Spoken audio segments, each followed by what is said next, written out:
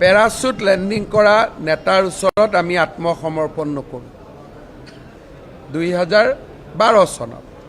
তেতিয়া আমাক কি বনাই দিলে মেডিয়াই দাদা বাহিনী দাদা ব্ৰিগেড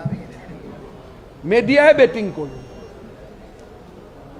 কিন্তু তেতিয়াও ইস্যুটো কি আছিলে আমাক কেবিনেট মন্ত্ৰীসকলক গৌৰৱ গগৈৰ মিটিঙত যাব নিৰ্দেশ দিয়া হৈছিল আপোনালোকে মই কিয় ৰিজাইন দিলোঁ আপোনালোকে নাজানে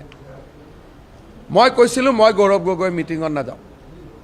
অসমৰ কেবিনেট মন্ত্ৰীৰ এটা মৰ্যাদা আছে মোৰ মিটিঙত গৌৰৱ গগৈ আহিব পাৰিব মই গৌৰৱ গগৈৰ মিটিঙত নাযাওঁ মই মুখত তৰুণ গগৈক কৈছিলোঁ যে ছাৰ মই এইটো কাম কৰিব নোৱাৰোঁ আপোনাৰ মিটিঙত যিমান যাব লাগে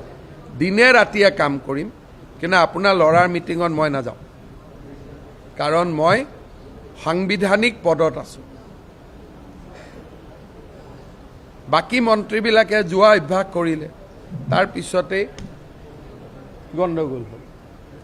সেইকাৰণে কেতিয়াবা যেতিয়া মই কম